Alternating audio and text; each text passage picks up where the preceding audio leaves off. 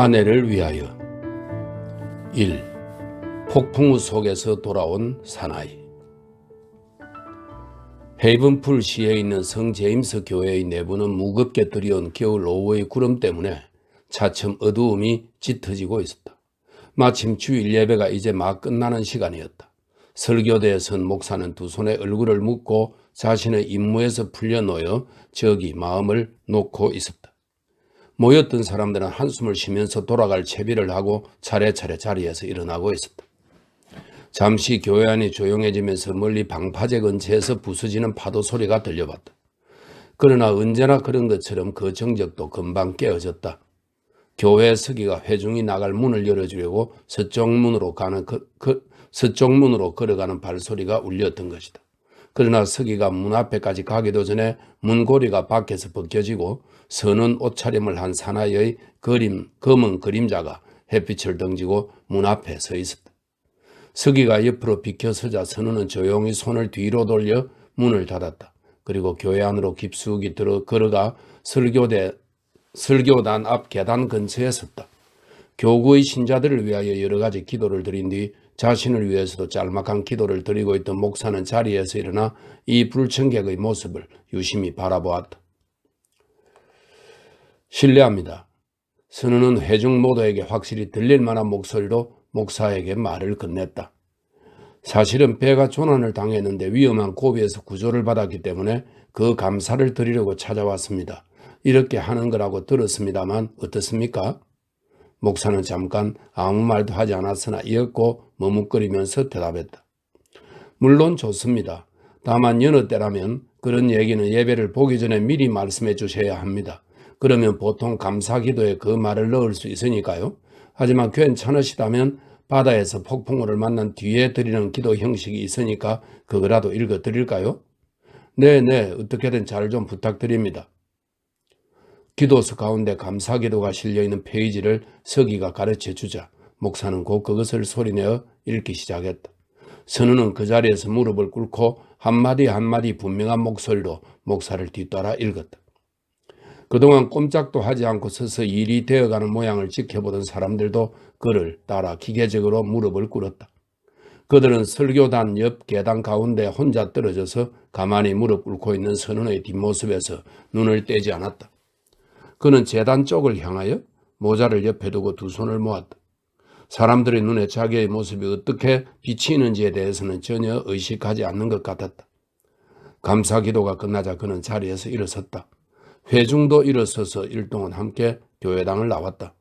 밖으로 나온 선원의 얼굴에 조금밖에 남지 않은 햇빛이 비쳤다. 그러자 오래전부터 이 마을에 살고 있던 사람들은 이 사나이가 요 몇 년 동안 헤이븐풀에서 자취를 감추었던 젊은이 쉐이드렉 졸리프라는 것을 깨달았다. 그는 이 마을 태생이었으나 어렸을 때 양친을 여의고 일찍부터 선원이 되어 뉴펀들랜드 상대의 무역 일을 했던 사나이였다. 그는 그러면서도 마을의 이 사람 저 사람과 말을 주고받았다. 그는 몇 해 전 고향을 떠난 이래 연안 항로를 다니는 조그만 쌍돛대 배의 선주 겸 성장이 되었는데 우연히 이번 폭풍에 휩쓸렸다가 하나님의 도움으로 무사히 배와 함께 무사했다는 얘기를 들려주었다. 이었고 그는 자기보다 앞에서 교회를 나가는 두 처녀를 쫓아갔다. 이 두 처녀는 그가 조금 전 교회에 들어섰을 때 회중석에 앉아 있었다. 처녀들은 그의 행동을 유심히 지켜보고 지금 함께 교회를 나오면서도 그의 이야기를 주고받았다. 한 사람은 호리호리하고 온순해 보이는 처녀였고 또 한 사람은 키가 크고 태도가 침착한 몸집이 큰 처녀였다. 졸리프 선장은 처녀들의 길게 늘어뜨린 검은 머리며 등, 어깨와 발 뒤꿈치 끝까지 잠시 실정내지 않고 바라보았다. 저 둘은 어디 사는 처녀들입니까? 그는 조그만 목소리로 옆 사람에게 물었다. 몸집이 작은 아가씨는 에밀리 해닝이고 큰 쪽은 조안나 휘퍼드라고 하지요. 아하, 그렇지. 이제 생각이 나는군요. 그는 처녀들 곁으로 가까이 다가가서 다정한 눈초리로 가만히 두 사람을 바라보았다.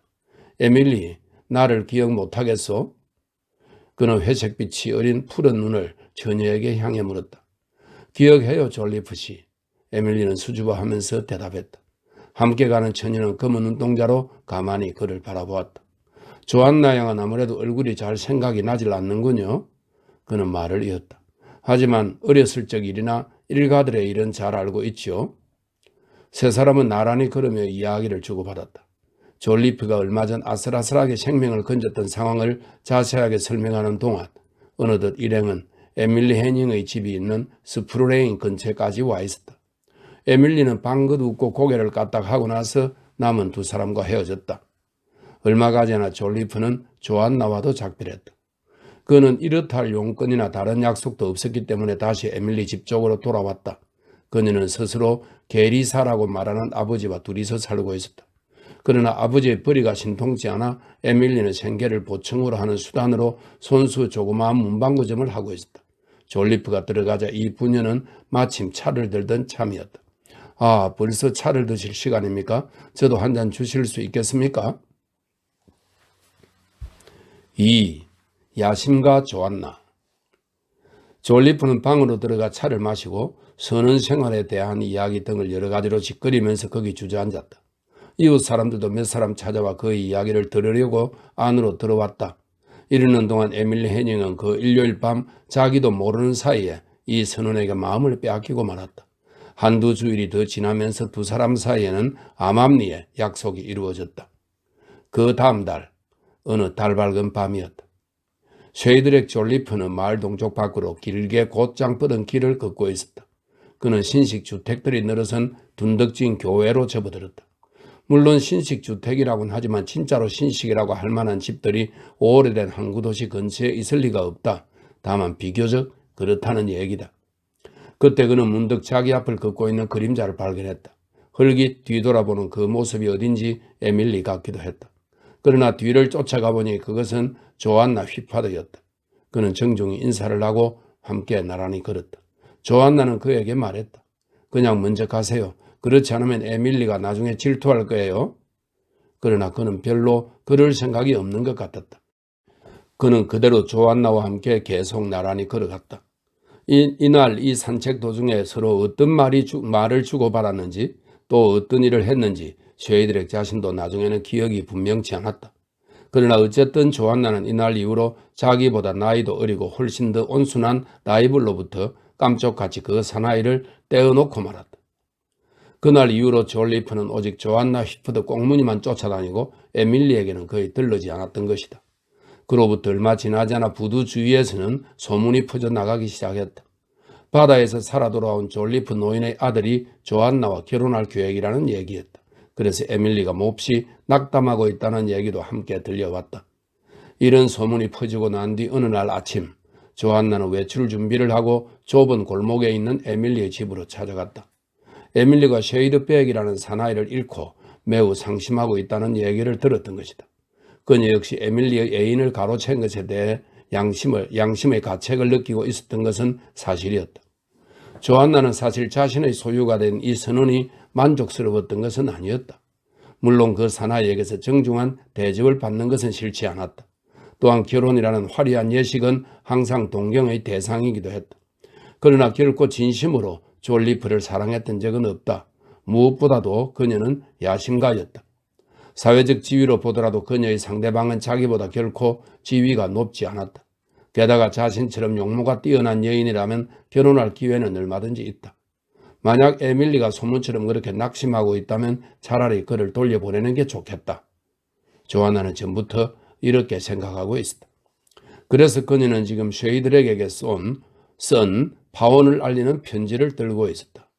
자기 눈으로 직접 확인해보고 진정 에밀리가 그렇게 슬퍼하고 있다면 그 편지를 쉐이드렉에게 직접 붙일 계획이었다. 조안나는 스루프레인의 옆 골목을 들어서서 길보다 조금 위치가 낮은 문방구점으로 내려갔다. 이 시간에는 에밀리의 아버지가 집에 있는 일이 거의 없었다. 게다가 불러도 아무 대답이 없는 것을 보면 에밀리도 집을 비운 것 같았다. 원래 손님이 많지 않았기 때문에 5분 정도 가게를 비워도 아무 문제가 없었다. 조안나는 그 조그만 가게 앞에 서서 에밀리가 돌아오기를 기다렸다. 그 가게에서 파는 물건들도 아주 보잘것없었으나 에밀리는 여성다운 솜씨를 발휘해 별로 값도 나가지 않는 물건들을 보기 좋게 진열해 놓고 있었다. 잠시 후 진열장 밖에 어떤 사람의 그림자가 나타났다. 그 사람은 6펜스짜리 문고본, 종이 다발, 실로 매달아 놓은 판화 따위를 살펴보고 있는 것 같았다. 그는 쉐이드렉 졸리프 선장이었다. 그는 집안에 에밀리가 혼자 있는지 확인하고 싶어서 안을 들여다보았던 것이다.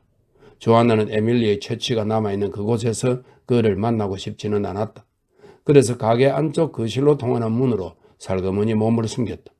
그녀는 에밀리와 친했기 때문에 집안 구석구석 잘 알고 있었고 지금까지도 종종 그렇게 드나든 일이 있었다. 졸리프는 가게 안으로 들어섰다. 칸막이 유리에 드리워진 커튼 너머로 그의 모습이 보였다. 그는 에밀리가 보이지 않아 실망하는 것 같았다.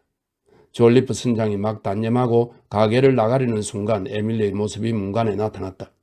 그녀는 일을 보러 나갔다가 서둘러 돌아오는 중이었다. 그녀는 졸리프를 보자 깜짝 놀라 다시 문 밖으로 나가려고 했다. 에밀리, 그렇게 달아나지 말아요. 달아나면 안 돼. 어째서 날 무서워하는 거요? 무서워할 리가 있나요, 선장님? 다만 너무 갑작스럽게 오셔서 그저 깜짝 놀랐을 뿐이에요. 그녀의 목소리는 그녀가 깜짝 놀랐다는 것, 정말 심장이 덜컥 내려앉을 정도로 깜짝 놀랐다는 것을 잘 나타내고 있었다. 지나가다 잠깐 들렀어. 졸리프는 말했다. 혹시 종이라도 필요하신가요? 에밀리는 얼른 카운터 뒤로 돌아갔다. 아니요, 에밀리. 어째서 그런 곳으로 숨는 거요? 내 옆에 있어주면 안 돼요? 나를 무척 원망하는 것 같군요. 원망하다니 그럴 리가 있나요? 제가 어떻게... 그렇다면 이리로 나오세요. 서로 점잖게 이야기를 나눌 수 있도록 말입니다. 에밀리는 억지로 웃는 것처럼 어색하게 웃으며 그가 말하는 대로 가게 안으로 나와 그의 옆에 섰다. 이제야 착한 아가씨가 된 것 같군요. 그는 말했다. 선장님, 그런 말씀은 마세요. 그런 말씀을 해줄 사람은 따로 있으니까요. 그래요. 잘 알겠어. 하지만 에밀리, 나는 오늘 아침까지도 당신에게 나를 조금이라도 생각하는 마음이 있는지 알지 못했어. 그렇지 않았다면 내가 그런 짓을 했을 리가 없지 않소? 그야 나도 조안나에게는 호의를 갖고 있지요. 하지만 그 아가씨는 처음부터 나를 친구 이상으로 여기지는 않았어요. 겨우 이제야 나도 누구에게 내 아내가 되어달라고 청혼해야 할 것인지 알게 된 거예요. 이봐요, 에밀리. 바다에서 오랫동안 항해를 하고 돌아오면 남자들은 누구나 박쥐처럼 눈이 멀고 말지요. 여자들을 보고서 전혀 분간을 할 수 없게 되는 겁니다. 어느 여자나 다 똑같이 그저 여자로 보일 뿐이에요. 이 사람 저 사람 가릴 것 없이 모두 예뻐 보이는 겁니다. 그래서 상대가 자기를 사랑하는지 그렇지 않은지 좀 더 훌륭한 아가씨를 만날 수 있는지 따위는 생각도 못하죠. 그래서 누구나 쉽게 손에 잡히는 사람에게 달려가는 겁니다. 나는 처음부터 당신이 좋았어요. 하지만 당신이 너무 수줍어하는 데다 뒤로 꽁무니를 빼는 바람에 내가 이렇게 귀찮게 따라다니는 것이 싫은 모양이라고 생각했어요. 그래서 조안나에게 갔던 거죠. 그만, 제발 그런 말씀은 이제 그만하세요. 졸리프 씨, 제발 부탁이에요. 에밀리는 가슴이 미어지는 듯 그렇게 말했다. 다음 달이면 조안나와 결혼할 예정인데 그런 말씀은 하시면 안 돼요. 그런. 에밀리, 사랑스러운 에밀리. 졸리프는 이렇게 외치면서 에밀리의 자그마한 몸을 두 팔로 억세게 껴안았다. 그녀가 미처 그의 행동을 눈치챌 사이도 없이 순식간에 벌어진 일이었다. 커튼 뒤에 서 있던 조안나는 얼굴이 창백해져서 눈을 돌리려 했으나 마음처럼 몸이 움직이질 않았다. 내가 사랑하는 사람은 오직 당신뿐이요. 진짜 사랑해서 결혼까지 할 그런 사람 말이요. 게다가 조안나가 하는 얘기를 들어보면 언제든지 흔쾌히 나와 헤어질 수 있는 것 같아요. 조안나는 나보다 훨씬 지체도 높고 훌륭한 사람과 결혼하고 싶지만 그냥 친절한 마음에서 나에게 결혼을 승낙한다는 말을 해버린 거예요. 그런 멋진 아가씨야 사실 나처럼 하찮은 선원의 아내가 되기엔 적당치 않죠. 당신이야 그런 역할도 잘 하겠지만 말입니다. 쉐이드락은 그러면서 몇 번이나 그녀에게 키스했다. 에밀리의 나긋나긋한 몸은 그의 격렬한 포옹에 안겨 바들바들 떨고 있었다. 하지만 정말 조안나가 당신과 헤어질까요? 네, 괜찮을까요? 아무리 그래도 그녀도 우리를 일부러 불행하게 만들 생각은 아마 없을 거요. 틀림없이 흔쾌하게 양보해 줄 겁니다. 정말 그게 사실이라면 좋겠지만 하지만 이젠 정말 돌아가셔야 해요, 선장님. 그래도 쉐이드렉은 자리를 뜨지 않고 얼쩡대고 있었다.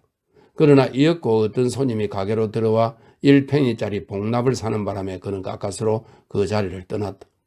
조한나는 이 모든 것을 지켜보면서 가슴속에 질투의 불길이 파랗게 타오르는 것을 느꼈다. 그녀는 주위를 둘러보고 몰래 그 집을 빠져나갈 셈이었다. 어떻게 해서든 에밀리가 눈치채지 못하도록 몰래 그 집에서 나와야 했다. 그녀는 거실에서 복도로 살며시 빠져나가 거기서 앞문 쪽으로 돌았다. 그리고 발소리를 죽이며 밖으로 나갔다. 두 사람이 애모하는 장면을 지켜본 조한나는 애당초 에밀리를 찾아봤을 때 마음속으로 했던 결심을 완전히 뒤집어 버렸다. 이제는 무슨 일이 있어도 쉐이드렉을 놓칠 수 없다. 그녀는 집으로 돌아오자마자 자기가 썼던 편지를 불태워버렸다.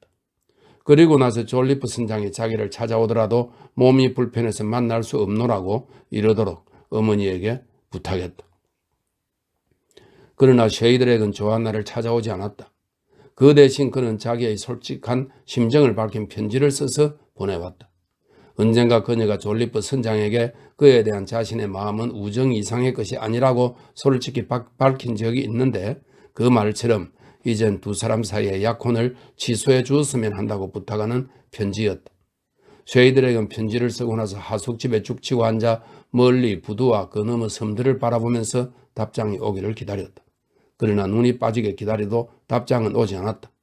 그는 점점 마음이 불안해져서 견딜 수 없었다. 그러던 어느 날 저녁 무렵 그는 하숙집을 빠져나와 거리로 나왔다. 조한나를 찾아가서 자신의 운명이 어떻게 될 것인지 확인하지 않고는 견딜 수 없었던 것이다. 조한나의 어머니가 나와서 지금 딸의 기분이 좋지 않아 그를 만날 수 없노라고 전했다. 그러나 얘기를 듣고 보니 결국 그의 편지가 그녀의 그 슬픔의 원인이라는 것이었다. 부인, 그 편지의 내용이 어떤 것인지는 대강 아실 테죠? 그는 물었다. 휘푸드 부인은 알고 있다고 대답했다. 그리고 그것 때문에 지금 자기 모녀의 입장이 매우 난처해졌노라고 덧붙였다. 그 말을 듣자 쉐이드렉은 자기가 무언가 큰 죄라도 저지른 것 같은 기분이었다. 그래서 만약 자기가 보낸 그 편지 때문에 조한나가 그렇게 고민한다면 그것은 무언가 오해가 생긴 것이라고 말했다. 그는 자기로서는 그녀를 안심시키려고 한 일이라고 변명했다. 만약 그 편지가 자신의 의도와 달리 엉뚱한 결과를 빚어냈다면 자신으로서는 어디까지나 약속은 약속대로 이행할 생각이라고 그는 말했다. 그러니 그 편지는 아예 처음부터 없었던 것으로 생각해 주기를 바란다는 얘기였다. 3. 질투의 불길. 다음 날 아침 그는 조한나가 보내온 전가를 받았다. 그녀가 오늘 밤 어떤 모임에 참석할 텐데 거기서 돌아올 때 그가 집에까지 바래다 주었으면 한다는 것이었다. 그는 그녀가 말한 대로 했다. 마을 공회당에서 집으로 돌아오는 도중에 조한나는 그와 팔짱을 끼고서 이렇게 말했다. 우리 사이는 이제 완전히 그전처럼 된 거죠? 그렇죠, 쉐이드렉? 그 편지는 잘못 쓰신 거죠? 아, 그래요. 전과 똑같지요. 그는 대답했다. 당신이 그렇게 해달라고 말한다면 말입니다. 전 당신이 그렇게 해주기를 바래요. 그녀는 조그만 소리로 그렇게 소근대했다. 그러다가 그녀는 문득 에밀리를 생각하고는 얼굴이 굳어졌다. 쉐이드렉은 종교적인 데다가 고지식한 사내였다. 자기의 약속을 지키는 것은 그에게 생명처럼 소중한 일이었다. 두 사람은 그 후 얼마 지나지 않아 결혼식을 올렸다. 그보다 앞서 졸리프는 에밀리에게 자신의 뜻을 전했다. 조한나가 자신에게 냉담하다고 생각한 것은 자신이 잘못 판단했던 것이라고 말했던 것이다. 결혼한 뒤 한 달 만에 조한나의 어머니가 갑자기 세상을 떠났다. 그래서 신혼부부는 자질구레한 살림살이에까지 일일이 신경을 써야만 했다. 부모를 모두 잃었기 때문에 조한나는 남편을 다시 바다로 내보낼 생각이 도무지 생기질 않았다. 그러나 문제가 있었다. 도무지 그가 집에서 할 일이 없었던 것이다. 두 사람은 서로 상의한 끝에 팔려고 내놓은 큰 길가 식품 가게를 인수하기로 했다. 그 상점은 재고 상품과 단골 거래처까지 그대로 인수자에게 넘긴다는 얘기였다. 쉐이드렉은 장사에 대해서 전혀 몰랐다. 조한나 역시 아무것도 모르기는 마찬가지였지만 그래도 이럭저럭 일을 하면서 장사를 새로 배워볼 생각이었다. 그들은 이 식료품을 운영하는 데 모든 힘을 다 기울였다. 그들은 몇 년 동안이나 가게를 꾸준히 운영했지만 그다지 많은 돈을 벌지는 못했다. 부부 사이에는 두 아들이 태어났다. 아이 어머니는 그 아이들을 정말 눈에 넣어도 아프지 않을 만큼 귀여워했다. 그녀는 남편에 대해서는 실상 단 한 번도 진실한 사랑을 느껴보지 못했지만 아이들을 위해서는 어떠한 고생도 마다하지 않았다. 그러나 장사는 도무지 번창하지 않았다. 그래서 그녀가 자식들의 교육이나 장래를 위해 모처럼 무언가 해보려고 해도 냉엄한 현실 앞에서는 무기력하게 빛이 발해일 수밖에 없었다. 아이들은 모두 평범한 교육을 받았다. 하지만 집이 바닷가였던 때문인지 아이들은 점점 항해술이나 모험 따위 그 나이 또래의 을의 흥미를 느끼는 것에 마음을 빼앗기게 되었다. 이런 결혼 생활을 보내고 있는 졸리프 부부의 가장 큰 관심사는 물론 자신들의 가정 문제를 제외하고 에밀리의 결혼 문제였다. 사람이란 눈에 잘 띄는 것은 언제나 오히려 잘 놓쳐버리고 한편 구석에 아무렇게나 놓여있는 것을 생각지도 못하게 찾게 되는 수가 있다. 온순한 에밀리 역시 이런 이상한 인연 때문인지 어떤 부자 상인의 사랑을 받게 되었다. 그 상인은 에밀리보다는 나이가 꽤 많지만 아직 한창 일할 나이의 호랍이었다. 에밀리도 처음에는 이 세상 누구와도 절대 결혼하지 않겠다고 고집을 부렸다. 하지만 상대인 레스트 씨는 끈기 있게 에밀리의 마음이 변하기를 기다렸다. 그리고 여전히 별로 마음 내게 하지 않는 그녀에게서 결혼 승낙을 받아냈다. 이 부부 사이에도 두 아이가 태어났다. 에밀리는 이 아이들이 무럭무럭 자라나는 것을 지켜보면서 자기가 이렇게 행복해지리라고는 꿈에도 생각하지 못했다는 얘기를 입버릇처럼 하곤 했다.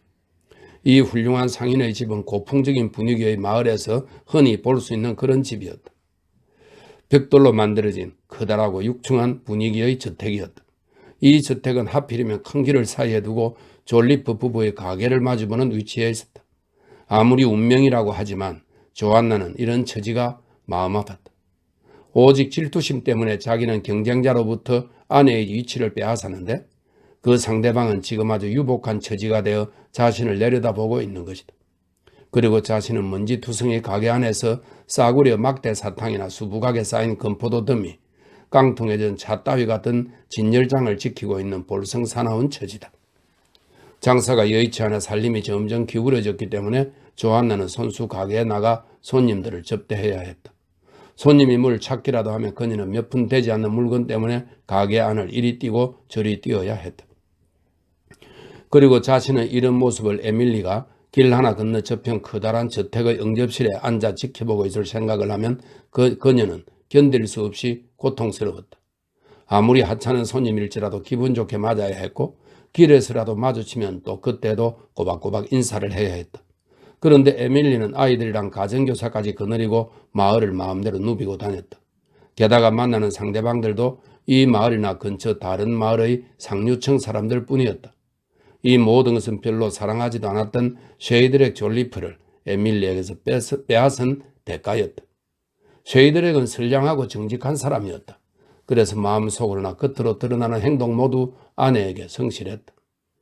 에밀리에게 사랑을 느꼈던 것이 사실이지만 그것도 이제는 세월의 흐름 속에서 점점 날개가 잘리고 자식들의 어머니인 아내에 대한 헌신 속에서 묻어졌다.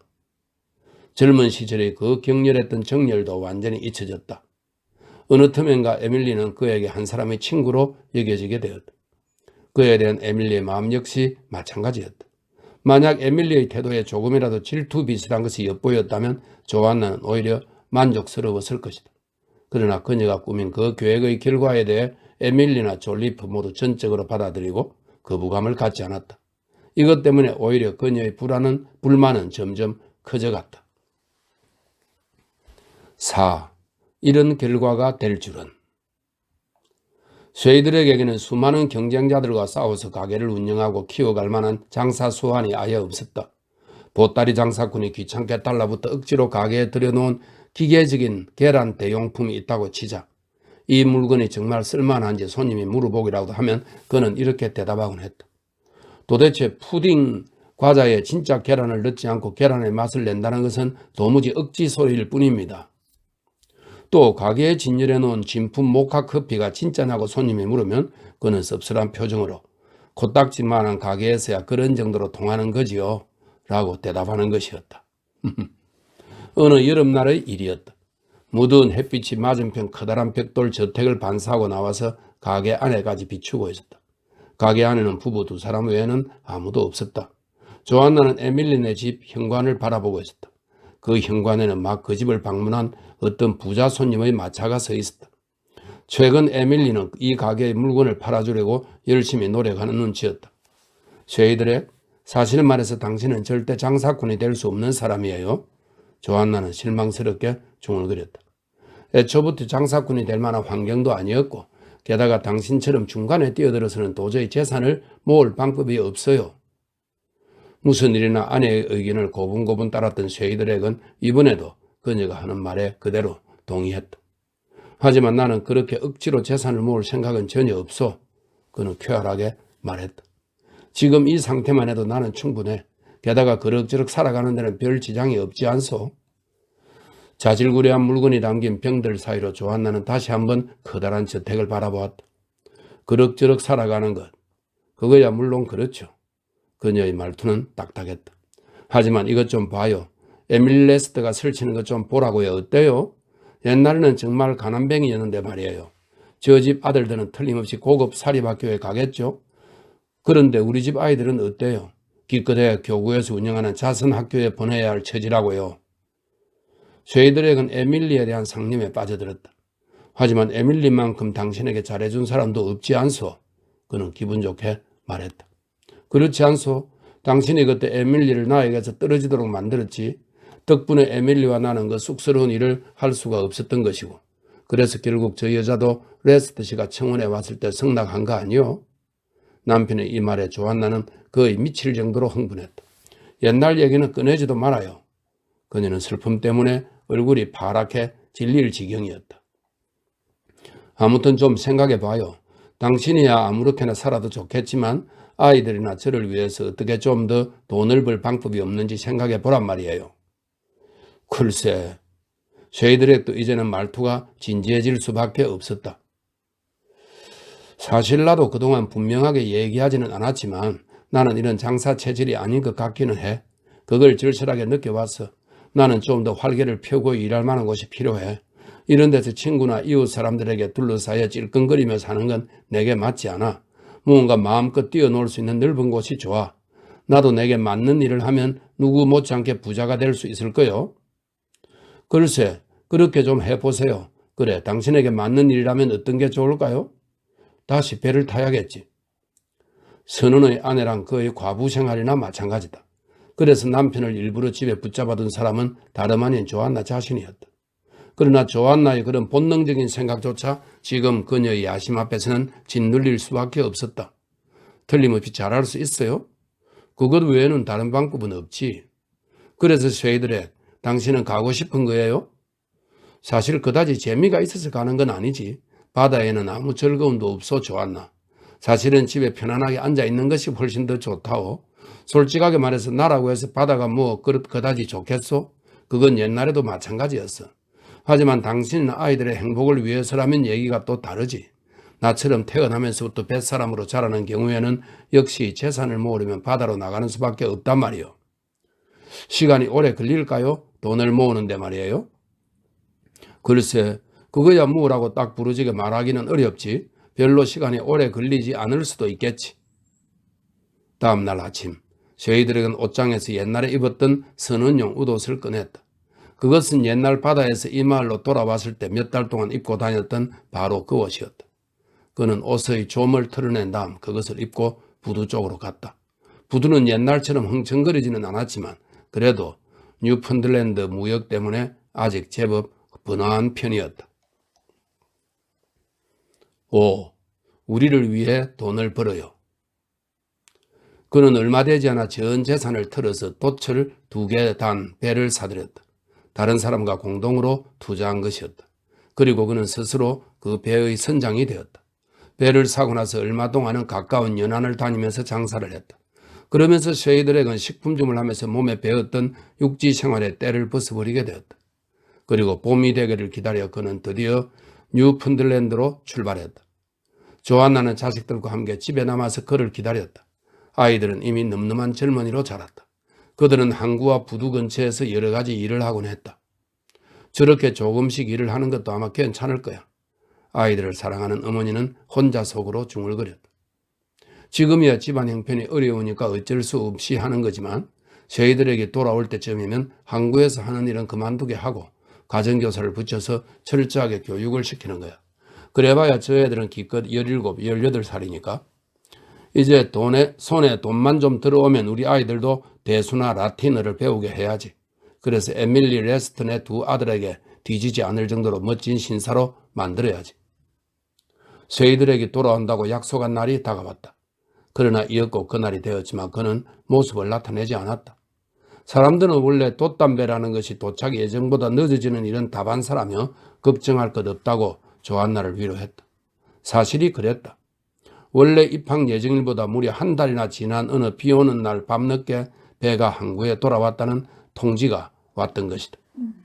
이었고 문간에 선원들 특유의 쇠이들에게 발소리가 들리고 그가 모습을 드러냈다. 마침 아이들은 밖에 나가고 없어서 아버지가 돌아오는 모습을 보지 못했다. 조한나 혼자서 집을 지키고 있을 뿐이었다. 재회의 기쁨이 어느 정도 가라앉자 졸리프는 왜 이렇게 늦게 돌아왔는지 설명했다. 한 건 잡을 수 있는 일을 맡았는데 요행이 그게 들어맞아서 상당한 돈을 손에 쥐었다는 얘기였다. 당신을 실망시키고 싶지 않았지. 어때? 이것을 보면 그래도 꽤 마음에 들 거야. 옛날 이야기에 나오는 콩나무에 올라갔던 제크가 거인을 죽이고 가져온 주머니처럼 쇠이들에게 묵직하고 커다란 가죽 주머니를 꺼냈다. 그는 그 주둥이를 꺼르고 속에 든 것을 꺼냈다. 난로곁 낮은 의자에 앉아있던 아내의 무릎 위로 1파운드 금화며 1기니짜리 금화. 관로석에 설명했는데 당시에는 아직 기니 금화가 유통되고 있었다. 이런 말입니다. 1기니짜리 금화가 소리를 내며 쏟아졌다. 그 무게 때문에 그녀의 옷자락이 마루 바닥에까지 축 늘어질 지경이었다. 자, 어때? 쇠이드랙은 의기양양하게 말했다.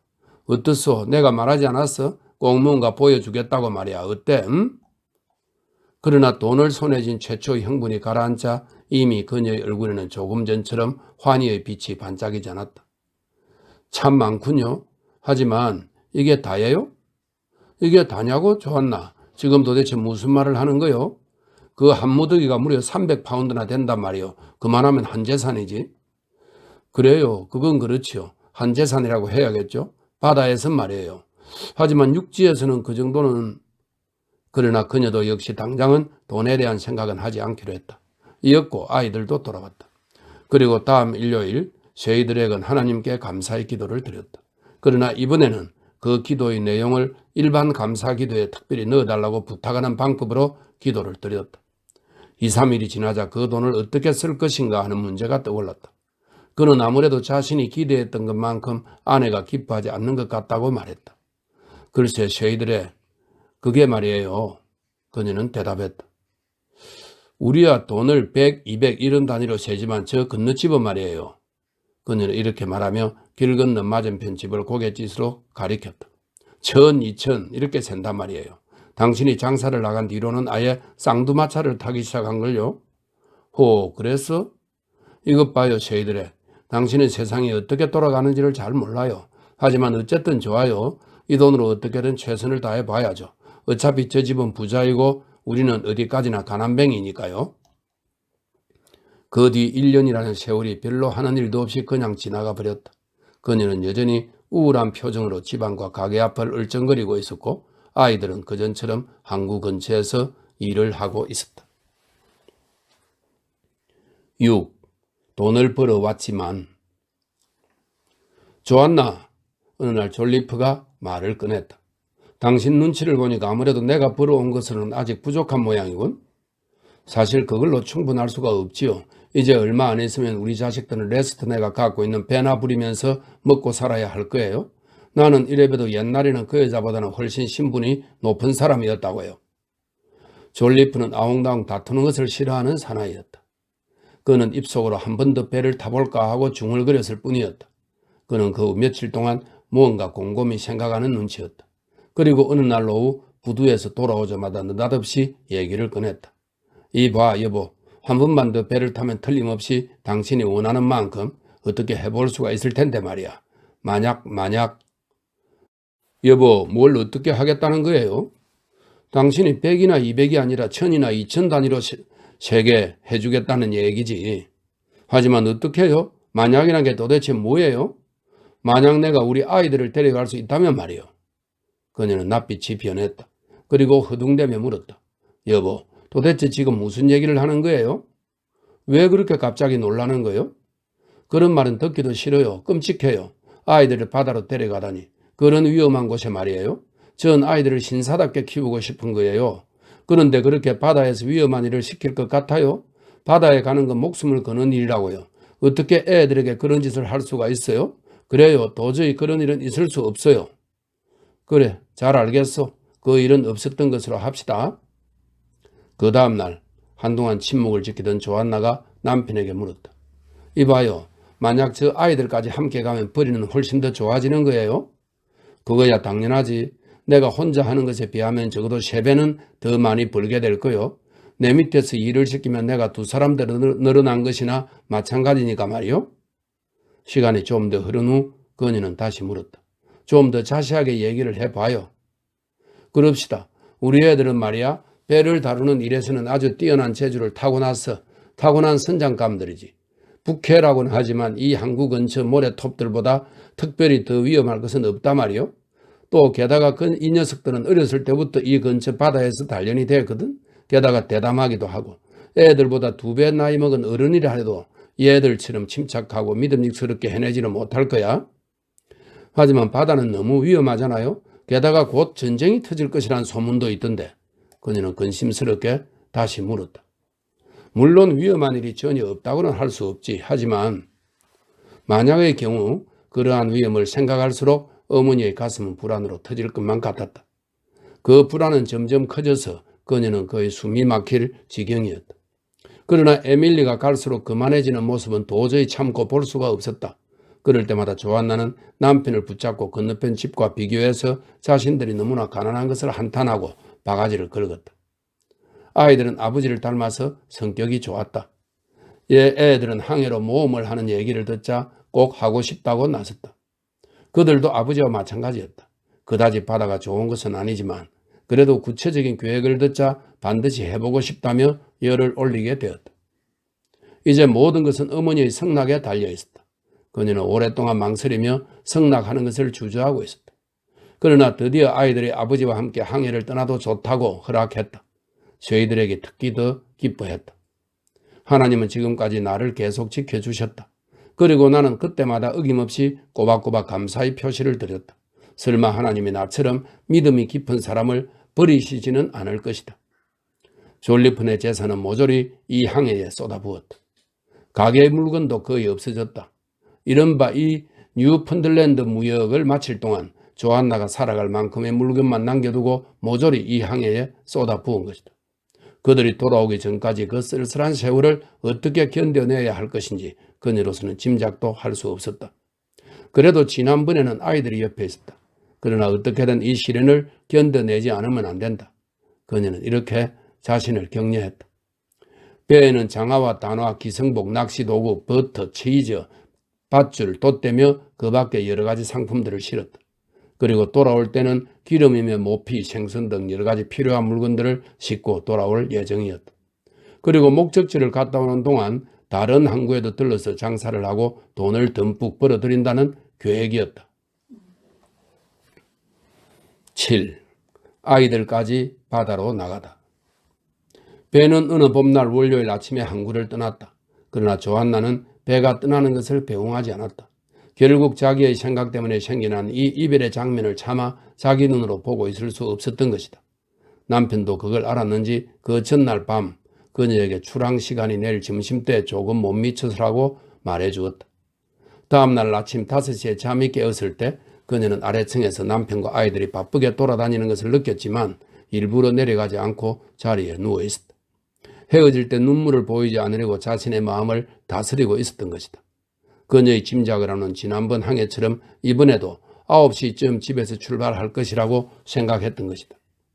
그러나 그녀가 한참 있다가 자리에서 일어나 아래층에 내려가 보니 집안에는 남편의 모습도 아이들의 모습도 보이지 않았다.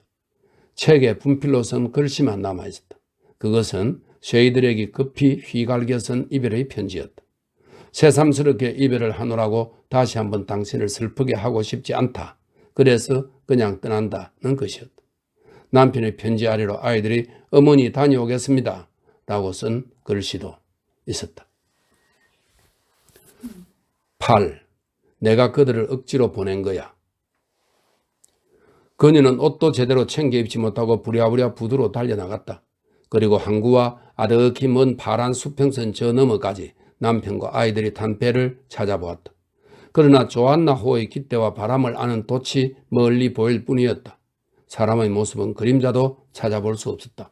그녀는 미친 듯이 외치며 울음을 터뜨렸다. 내가 보냈어. 내가 저들을 보낸 거란 말이야. 집으로 돌아와 분필로 쓰여진 어머니 다녀오겠습니다 라는 글씨를 보고 그녀는 다시 가슴이 갈기갈기 찢어지는 것 같았다. 그러나 다시 큰 길 쪽으로 난 방으로 들어가 길 건너편 에밀리의 집을 바라보자 그녀의 여윈 얼굴에는 승리를 자랑하는 듯한 표정이 떠올랐다. 이제 두고 보자. 곧 있으면 나도 이 비굴한 노예와 같은 처지에서 빠져나갈 수 있단 말이야.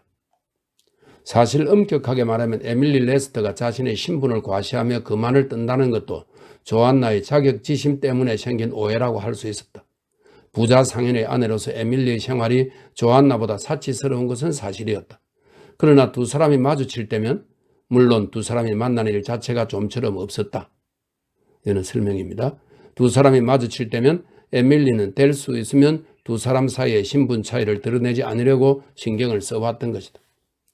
그들이 떠난 후 첫 해 여름이 그렇게 지나갔다. 조안나는 가게에서 벌어들이는 돈으로 건건히 살아갔다. 그러나 이제 가게에는 겨우 진열장과 카운터만 남아있는 정도였고 물건을 제대로 들여놓지 못했다. 사실 에밀리만이 그의 유일한 단골이라고 할 수 있었다. 에밀리는 물건이 좋건 나쁘건 그런 것은 따지지 않고 가리지 않고 사주었다. 그러나 조안나에게는 에밀리의 그런 호의마저도 불쾌했다. 마치 보호자나 자선을 베푸는 것처럼 너그러운 태도가 오히려 반감을 불러일으켰던 것이다. 길고 쓸쓸한 겨울이 깊어졌다. 그녀는 사무용 책상을 벽 쪽으로 돌리고 분필로 쓰여진 작별 인사가 지워지지 않도록 신경을 썼다. 아무래도 그 글씨들을 닦아버릴 생각이 나지 않았던 것이다. 조안나는 몇 번이나 눈물이 글썽해져서 그 글씨들을 바라보았다. 훌륭하게 장성한 에밀리의 아이들이 크리스마스 휴가를 맞아 집으로 돌아왔다. 그들에게는 이제 어느 대학에 진학할 것인가가 화제거리였다. 그러나 조안나는 마치 물속에 잠긴 사람처럼 가만히 숨을 죽이고 눈을 꼭 감고 있었다. 이제 한 번만 더 여름이 지나가면 무역기간이 끝나는 것이다. 이었고 그 기간도 다 끝나갈 무렵 에밀리는 어렸을 적의 친구를 찾아갔다. 벌써 몇 달째 남편과 아이들에게서 아무 소식도 없어 조안나가 무척 근심하고 있다는 소문을 들었기 때문이었다. 조안나는 말없이 에밀리를 맞았다. 에밀리가 좁은 카운터를 스쳐 지나면서 가게 안 응접실로 들어올 때 그녀의 비단 치맛자락이 사각사각 자랑스럽게 소리를 내는 것이 조안나의 귀에 들렸다. 너는 모든 게 다 잘 됐는데 나는 완전히 그 반대야. 왜 그렇게 생각하니? 이제 남편이랑 아이들이 한 재산 벌어서 돌아올 거라고 다들 그러던데? 에밀리는 이렇게 대답했다. 아, 정말 그들이 돌아올까? 이렇게 불안한 건 여자로서는 이건 도저히 견딜 수 없어. 생각해보렴. 세 사람이 모두 한 배에 타고 갔단 말이야. 그런데도 벌써 몇 달째 아무 소식도 없으니 말이야. 하지만 아직 돌아올 때가 된 것도 아니잖아. 그렇게 미리 쓸데없는 걱정을 해서는 안 돼. 이 세상 어떤 것도 그들이 없는 내 슬픔을 보상해 줄 수는 없어. 그럼 왜 그들을 떠나보냈니? 가게도 훌륭하게 꾸려나가고 있었잖아. 내가 억지로 보낸 거야. 조안나는 정색을 하고 에밀리 쪽으로 자리를 고쳐 앉으면서 말했다. 그 이유를 설명해 줄까? 사실대로 말하자면 우리들은 매일매일 안달복달하면서 힘들게 살아가는데 너희들은 부자가 되어서 위세를 부리면서 살아가는 모습을 보는 게 약이 올랐던 거야. 자, 이제 난 모든 걸 얘기했어. 날 미워하든 말든 알아서 하렴. 내가 널 왜 미워하겠니, 조안나? 조안나의 불안이 괜한 것이 아니었다는 것이 이었고 밝혀졌다.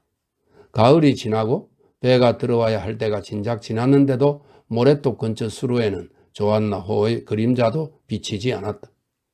드디어 근심하지 않을 수 없는 때가 된 것이다. 조안나 졸리프는 불이 타오르는 난로 옆에 앉아 있으면서도 밖에 바람이 요란하게 불며 지나갈 때마다 몸을 떨었다. 그녀는 원래부터 바다를 무서워하고 싫어했다. 바다는 거대한 생물과도 같았다. 여인의 슬픔을 기뻐하는 매정하고도 요란스러운 도저히 어떻게 해볼 수가 없는 그런 생물이나 마찬가지였다. 하지만 그들은 반드시 돌아올 거야. 조안나는 쉐이들에게 출발하기 전에 해두었던 말을 생각했다. 다행히 이번 항해에서 성공을 거두고 무사히 돌아오는 그날 새벽에 교회에 가서 아이들과 함께 무릎을 꿇고 진심으로 하나님께 감사의 기도를 드리자던 얘기였다. 오래전 그가 조난을 당했지만 무사히 이 항구로 들어왔던 바로 그때처럼 말이다. 9. 그들이 돌아오기만 한다면. 조안나는 아침이나 저녁이나 빠짐없이 교회에 나갔다. 그리고 거기 설교단에 가장 가까운 맨 앞자리에 앉았다. 그녀의 시선은 옛날 쉐이들에게 아직 젊은이였을 그 무렵 무릎 꿇었던 계단 앞에 언제나 못 박혀 있었다. 20년 전 바로 그날 그가 무릎 꿇었던 바로 그 자리를 그녀는 한치도 틀림없이 기억하고 있었다. 당시 무릎을 꿇었던 그의 뒷모습도 그리고 그 옆 계단에 놓여있던 그의 모자도 그녀는 다 기억하고 있었다.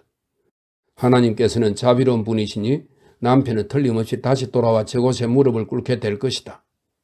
그가 말한 것처럼 아들 둘을 양옆에 하나씩 앉히고서 말이다. 조지는 저기에, 짐은 바로 여기에. 예배를 보면서 가만히 그 장소를 지켜보고 있는 동안 그녀에게는 돌아온 세 사람이 그곳에 무릎 꿇고 있는 모습이 눈에 보이는 것 같았다. 두 아들의 훤칠한 뒷모습 사이로 남편이 앉아 늠름한 모습으로 기도를 드리며 머리를 동쪽으로 향하고 있는 것 아닌가? 공상은 점차 발전하여 그의 환상이라고 할 정도가 되었다. 지쳐버린 눈을 계단으로 돌릴 때마다 거기에는 반드시 세 사람의 모습이 보이게 되었다. 그러나 그들은 돌아오지 않았다. 자비로우신 하나님께서는 아직 그녀의 영혼을 구제해 주시지 않았다. 그것은 그녀의 죄의 보상이었다. 가장 사랑하는 육친을 자신의 야심의 노예로 만들어낸 대가로 그녀가 치러야 하는 고통이었던 것이다. 그리고 이었고 그것은 죄의 보상의 차원을 넘어 그녀의 마음은 거의 정말 절망 상태에 빠졌다. 입항 예정일로부터 벌써 몇 개월이 지났지만 배는 돌아오지 않았다. 조안나의 눈과 귀는 언제나 그들 일행이 돌아오는 기척을 느끼곤 했다. 넓은 바닷가가 한눈에 들어오는 항구 위 언덕에 서면 멀리 끝없이 펼쳐진 수평선 위로 남쪽으로 파도를 헤치고 가는 조그만 점이 눈에 들어온다. 그러면 그녀는 이것이야말로 틀림없이 조안나호의 돛대 꼭대기라고 보는 것이라고 생각했다. 꼭대기가 보이는 것이라고 생각했다. 집안에 있을 때도 큰 길이 부두로 이어지는 마을 끝 창고 모퉁이에 무언가 잘 알 수 없는 누군가 부르는 소리나 떠드는 소리가 들리면 그녀는 깜짝 놀라 자리에서 벌떡 일어났다. 그러고는 외쳤다. 저것 봐, 그들이 오고 있어. 그러나 소리를 낸 것은 그들이 아니었다. 일요일 오후면 언제나 교회 설교단 옆 계단에 무릎을 꿇었지만 그녀가 보는 세 사람의 환영은 끝내 현실이 되어 나타나지 않았다. 가게도 이미 바닥이 드러난 것이나 마찬가지였다. 고독과 슬픔에 지친 나머지 그녀는 완전히 기운이 빠져버려서 최소한의 상품조차도 들여놓지 못했던 것이다. 그러자 곧 마지막 손님마저도 가게에 발걸음을 끊었다. 에밀리 레스트는 이러한 딱한 처지를 보다 못해 될 수 있는 대로 손을 써서 이 비참한 여인을 도우려고 했다. 그러나 그녀의 이런 노력은 여지없이 거절을 당하곤 했다. 너는 꼴도 보기 싫어. 내 얼굴을 쳐다보기도 싫단 말이다. 에밀리가 찾아가서 도와주려고 할 때마다 조안나는 언제나 목이 쉰 낮은 목소리로 이렇게 말하곤 했다. 하지만 조안나, 난 어떻게든지 내 힘이 되어주고 싶어. 그래서 너를 위로해주고 싶은 거야. 에밀리는 이렇게 말했다. 너는 신분이 다르지. 돈 많은 남편과 멀쩡한 아이들이 있는 행복한 만화님 아니냐? 그런데 나처럼 죽지 못해 사는 이 머리 허연 할망구에게 무슨 볼 일이 있다는 거냐? 조안나, 이렇게 하면 좋겠어. 이렇게 음산한 곳에 혼자 있지 말고 우리 집에 와서 나와 함께 지내주렴. 그랬다가 만약 그들이 집에 돌아와서 내가 집에 없으면 어떻게 되는 거야? 우리들 사이에 찬물을 끼얹겠다는 심보지. 싫어. 나는 여기 있을 거야. 나는 도대체 너가 싫단 말이야. 아무리 친절하게 해준다 해도 나는 전혀 고맙지 않아. 그러나 시간이 더 지나자 아무 수입도 없는 조안나는 집과 가게 임대료조차 내지 못하게 되었다. 조안나도 이제 쉐이드렉과 아이들이 돌아올 가능성은 전혀 없다는 것을 인정하고 별 수 없이 레스턴의 집 신세를 지겠노라고 승낙했다. 레스턴은 3층의 방을 그녀 혼자서 쓰도록 내어주고 가족 누구와도 얼굴을 마주치지 않고 자유롭게 드나들 수 있게 해주었다. 마지막입니다. 10. 누구 여기에 오지 않았어요? 조안나는 이미 머리에 하얀 서리가 내려앉고 이마에도 깊은 주름살이 새겨졌다. 몸도 무척 여이고 가늘어졌고 허리도 구부정해졌다. 그러나 그녀는 아직도 돌아오지 않는 그 사람들을 눈이 빠지게 기다리고 있었다. 그리고 어쩌다 계단에서라도 에밀리와 마주치면 이렇게 말하는 것이었다. 내가 어째서 나를 이곳에 데려왔는지 나는 다 알고 있어. 그들이 돌아왔을 때 내가 집에 없는 것을 보고 실망해서 다시 나가버리게 하려는 거지? 그렇게 해서 내가 너에게서 쉐이드렉을 가로챈 복수를 하려는 거지? 에밀리 레스터는 슬픔에 짓눌린 여인의 입에서 나오는 이러한 비난을 참았다. 그녀 역시 다른 헤이븐폴 마을 사람들과 마찬가지로 쉐이드렉과 아이들은 모두 바다 및 해저드미 사이로 사라져버린 게 분명하다고 생각했다. 배가 난파한 것이 뻔하다고 체념한 지도 벌써 몇 년의 세월이 흘렀다. 그러나 아직도 조안나는 밤중에 잠을 자다가 무슨 소리에 문득 잠이 깨면 침대에서 일어나곤 했다. 그리고 깜빡거리는 가로등 불빛 사이로 길 건너편 가게 쪽을 내려다보곤 했다. 혹시 그들이 돌아온 것 아닌가 싶었던 것이다. 두 개의 돛을 단 조안나호가 떠난 지 6년이 지났다. 날씨가 굳은 어느 12월의 밤이었다. 바다에서 바람이 불어왔다. 바다 냄새가 물씬 풍기는 안개가 마치 젖은 플란넬 천처럼 사람의 얼굴을 덮는 것 같았다. 조안나는 최근 들어서 좀처럼 느껴본 적이 없는 열정과 확신을 갖고 돌아오지 않는 사람들을 위하여 평소처럼 기도를 드렸다. 그리고 11시쯤 잠이 들었다. 문득 깊은 한밤중에 아마 1시나 2시쯤 됐을까? 그녀는 갑자기 깜짝 놀라 일어났다. 분명히 한길가에서 사람의 발소리가 들리고 쉐이드렉과 그녀의 아이들이 가게에서 부르는 소리가 들렸던 것이다. 그녀는 침대에서 뛰어내렸다.